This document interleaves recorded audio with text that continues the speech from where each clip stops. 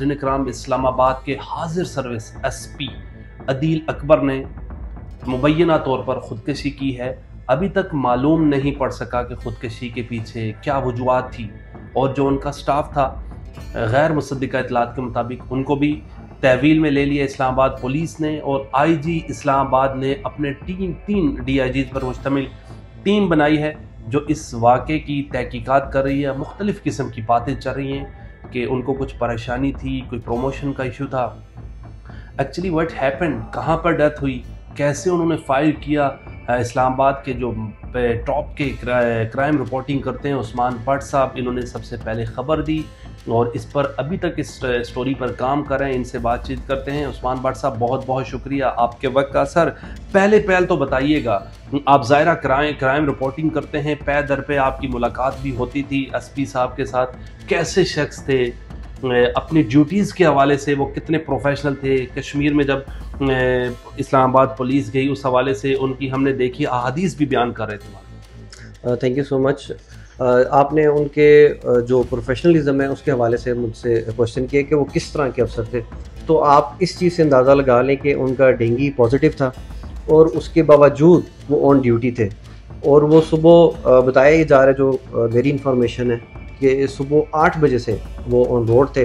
तो इससे आप अंदाज़ा लगा सकते हैं कि किस तरह से वो अपने काम के साथ लॉयल थे और अपनी ड्यूटी के साथ लॉयल थे। और मैं आपको बताता चलूँ कि ये जो इस्लामाबाद पुलिस के एहलकार हैं उनका ये कहना है, और मैंने खुद भी कई दफ़ा देखा कि वो इस तरह से उनके साथ बात कर रहे होते थे कि जिस तरह के वो भी एक मतलब उन्हीं के ही रैंक के हों। ASI है तो वो उसको इस तरह से ट्रीट करते थे प्यार से कि उसको एक डिफरेंस जो है वो फील नहीं होता था। लेकिन आपको ये भी पता है कि जो रैंकर्स हैं उनके साथ किस तरह का रवैया होता है, जो हमारे ये बाबू अफसरान होते हैं उनका। लेकिन उनकी बात जो है वो बिल्कुल अलग थी, इंतहाई हम्बल थे, और जो भी उनके पास एप्लीकेंट आता था वो खुश होकर ही उनसे जाता था। बट सब देखा कि खुदकशी से 4 घंटे पहले इस्लामाबाद पुलिस के ऑफिशियल पेज पे उनकी तस्वीरें लगी थी, 3 तस्वीर थी गालबन, के हाजी कैंप का दौरा कर रहे हैं।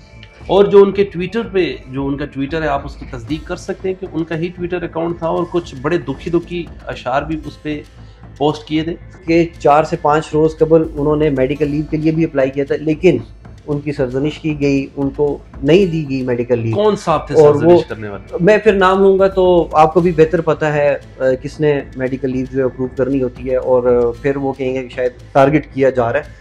लेकिन चीज़ें ऑन रिकॉर्ड अब आ चुकी हैं। फिर उसके बाद ये देखने में आया कि उनका जो डेंगू का टेस्ट है वो पॉजिटिव आता है, और उसके बावजूद वो ऑन ड्यूटी हैं।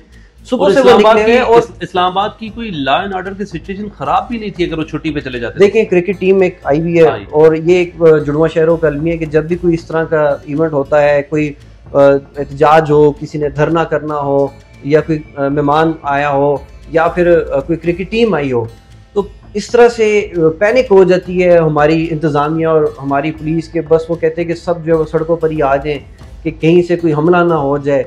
और एक तरफ कहते हैं कि ये बिल्कुल सेफ सिटी, जो एक हमने टर्मिनोलॉजी निकाली है, पता नहीं किसने ये निकाली थी और किस बेस पे निकाली थी, कि यहाँ पे कत्लो गारत भी हो रही है, चोरियाँ भी हो रही हैं, अगवा भी हो रहे हैं, जिनसी ज्यादतियाँ भी हो रही हैं, लेकिन कहना हमने इसको सेफ सिटी है।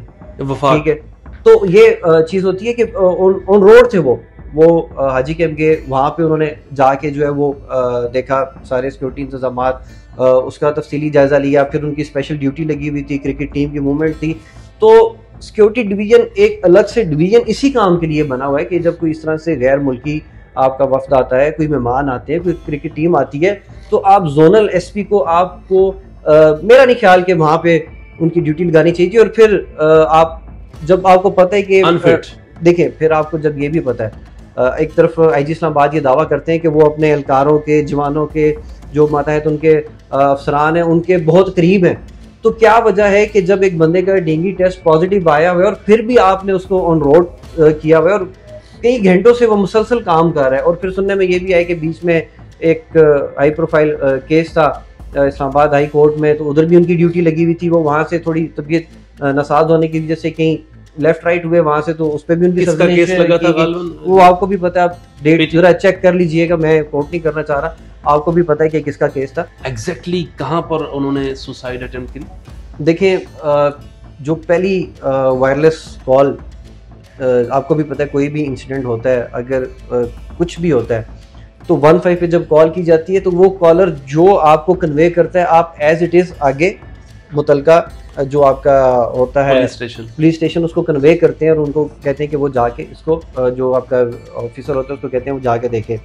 जैसे कि इंसिडेंट हुआ, एक ऑडियो कॉल, आपने भी वायरलेस कॉल वो सुनी होनी है कि गाजी I9 ने जो है वो हमसे वेपन लेके खुद को शूट कर दिए। उसके बाद फिर उनको शिफ्ट किया गया जब हॉस्पिटल, तो वो जानवर नहीं हो सके। लास्ट कॉल जो हमारे वहाँ पे ज़राए मौजूद थे उन्होंने यही बताया कि कोई कॉल आती है, जिसके बाद ये तस्दीक नहीं हो तस्दीक देखें तस्दीक किस तरह से होगी, उनका मोबाइल जो है वो डाटा लिया जाएगा, कॉल रिकॉर्ड चेक किया जाएगा, ठीक है, CDR आप चेक करेंगे आपको पता चल जाएगा। अभी तक इस चीज़ को क्यों नहीं कहा गया? एक तरफ कहा जाता है कि इस्लामाबाद पुलिस जो है वो हर तरह की जो लेटेस्ट टेक्नोलॉजी है उससे आरास्ता है। आप वज़ीर दाखिला को देख लें, वो सड़कें बना रहे हैं, पुल बना रहे हैं, अंडरपास बना रहे हैं, ठीक है, लाहौर में स्टेडियम चेयरमैन PCB भी यही है, पाँचों उंगलियां इनकी घी में है। तो अभी तक FIR नहीं दर्ज हुई। अभी तक अगर वज़ीर दाखिला की जानिब से कोई स्टेटमेंट सामने आई हो तो आप जरा मुझे भी मेरी भी रहनुमाई फरमाइएगा, ठीक है। 24 घंटे से ज़ायद का वक्त गुजर चुका है, कोई उनकी स्टेटमेंट सामने नहीं आई। अगर आई है तो मेरी रहनुमाई फरमाएं कि ये उनकी स्टेटमेंट सामने आई है। तो अभी तक ना तो FIR दर्ज हुई है, ना उनका बताया गया। इस्लामाबाद पुलिस के SP की सुसाइड की मुबैना तौर पर FIR लॉन्च नहीं हुई 24 घंटे गुजरने के बाद। अभी हम जब इंटरव्यू करें 24 घंटे 30 घंटे गुजर चुके हैं। बिल्कुल ऐसा ही है, अभी तक जो है वो नहीं हुई। मोशन वगैरह का भी कोई सीन था? देखिए वो तो डिपार्टमेंटल इश्यूज होते हैं, कभी हो जाती है कभी नहीं होती, बोर्ड बैठता है, ठीक है, तो वो होता है। लेकिन अब देखें कि उनकी वो स्टडी के लिए उनका जो है वो नाम निकल आया था, ठीक है, वो अब्रॉड भी जा रहे थे। एक तो होता है पढ़ा लिखा और एक होता है टॉपर, ये अपने बैच के टॉपर थे, CSS में पूरे पाकिस्तान में दूसरी पोजीशन, ठीक है, बिल्कुल ऐसा ही है।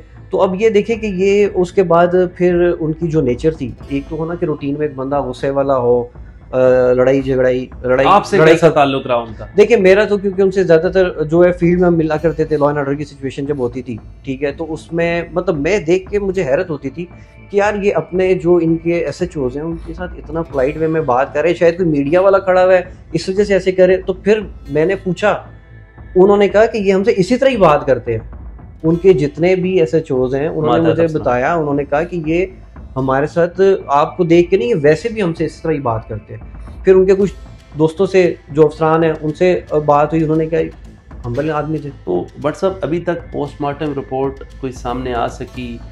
कहाँ से गोली शूट की, कहाँ से निकली, कितने फायर किए, जो उनके साथ स्टाफ था जिसको कस्टडी में लिया गया है, कितने लोग हैं?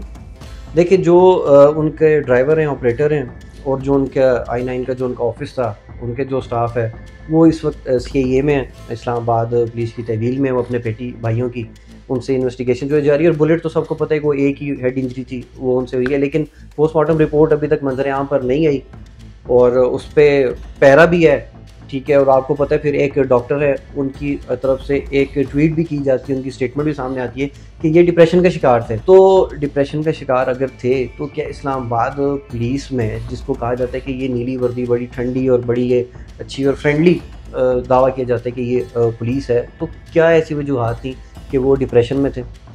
ठीक है, तो इस हवाले से भी तहकीकात जो है करनी चाहिए। लेकिन अभी तक क्या स्टेटमेंट दी है?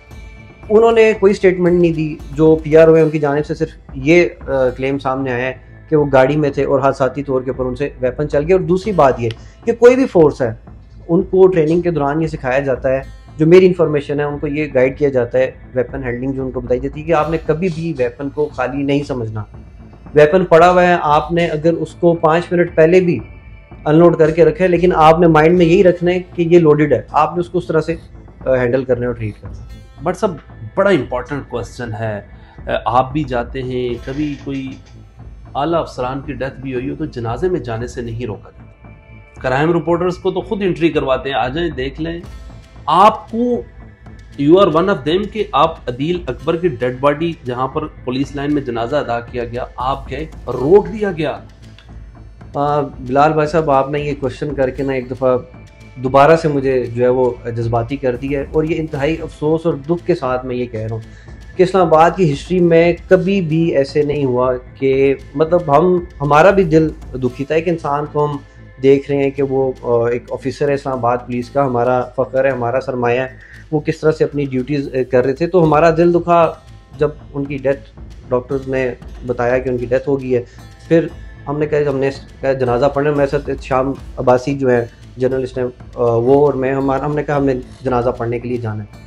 तो वहाँ पे जब हमें रोका गया तो उससे मैंने पूछा है उस एहलकार से कि क्या वजह क्या है। पहले तो मैंने यकीन ही नहीं किया। उसने मुझे कहा कि हमें हदायत है कि मीडिया को कोई भी नुमाइंदा जो है वो पुलिस लाइंस के अंदर दाखिल ना हो। तो मैंने उसको क्लियर किया, मैंने कहा हम यहाँ पे कवरेज के लिए नहीं आए, हम तो जनाजा पढ़ने के लिए आए हैं, जनाजे में शरीक होने के लिए आए हैं। तो उसने कहा जी, मैंने फिर उसको ये भी बोला, मैंने कहा हमारे पास कैमरा नहीं है, गाड़ी अगर आप कहते हैं हम यहाँ पे खड़ी कर देते हैं, अपना मोबाइल फ़ोन जो है वो आपके पास जमा करवा देते हैं, आप हमें जनाजे की इजाज़त दे दें, क्योंकि हमारा आना जाना लगा रहता है तो हमें जानते भी हैं। तो उसने कहा बट साहब बात सीधी सी है कि हमें बड़े सख्त ऑर्डर हैं, और ऑर्डर भी आई जी इस्लामाबाद के हैं कि कोई भी मीडिया का नुमाइंदा इस्लामाबाद पुलिस में वेरी अनफॉर्चुनेट, हाँ, जो इस्लामाबाद पुलिस का हेडलाइन वो उसका पुलिस लाइन का जो हेडक्वार्टर है वहाँ पे दाखिल ना हो, ये उनकी स्टेटमेंट है। तो अगर उन्होंने ये भी बोला कि अगर कोई नुमाइंदा आता है अंदर तो जो स्पॉट पे ड्यूटी पे होगा उसको मैं डिसमिस फ्रॉम सर्विस करता हूँ।